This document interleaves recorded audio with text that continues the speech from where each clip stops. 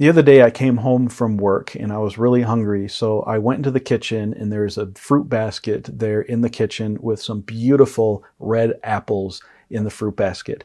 And so I walked up to it and I picked the reddest, juiciest apple that looked perfect and I grabbed it and I turned it around to take a bite and I noticed that there was this little teeny bite mark and a bite taken out of that apple. So I set it down and I grabbed another apple and it looked great and I picked it up and I turned around, went to go take a bite in it, and same exact thing. There was a bite that had already been taken in it. I went through that entire basket and every single red apple had a bite taken out of it.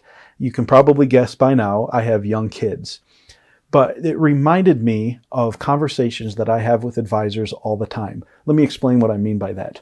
I talk to advisors that have been doing seminars for years.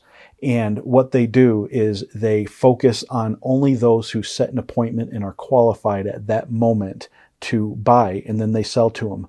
But they ignore the people who aren't qualified quite yet. They ignore the people who signed up for the seminar but didn't show up. They ignore the people who did show up but didn't set an appointment. And that reminds me of that. There's this whole entire juicy red apple ready to be eaten, but you're only taking a bite out of it. And you can apply that to radio and TV and all sorts of different type of lead generation type campaigns.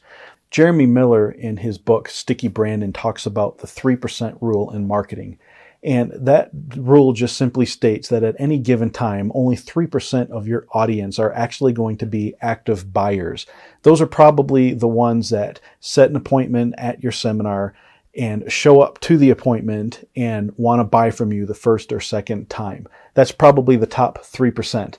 Then he says that 7% intend to change. So you have the top 10% and then you have the lower 90%. And that lower 90%, 30% of them have a need, but they're just not ready to act yet. 30% of them don't even have a need quite yet. So that 30% could be somebody that isn't ready to retire yet, or they have a relative that might have money, but they haven't inherited that money yet. And then the bottom 30 is they're people that don't like you or don't like your company. They're never going to buy from you. Here's the thing. Every time you do a lead generation type campaign, and seminars is the easiest way to describe that.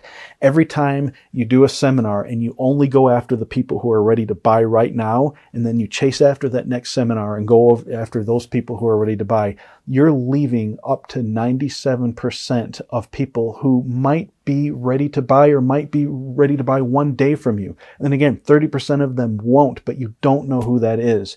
So my encouragement to you is if you're doing seminars, if you're doing radio, if you're doing TV, if you're doing any type of lead generation type campaign, and you are only focusing on those that are ready to buy right now, you're throwing away a huge part of that apple, and you could be saving so much money by just nurturing those leads. Get them into a or a nurturing generation type program. Get them into weekly newsletters. Reach out to them. Call them. Nurture your leads, and you'll wind up having the entire apple and not just a little bite out of it. Hey, we'd love to talk to you more about this, or talk to your marketing organization about how you can nurture your leads. And if you have any questions, give us a call. And remember, at Tucker Financial Group, you may be independent, but you're never alone.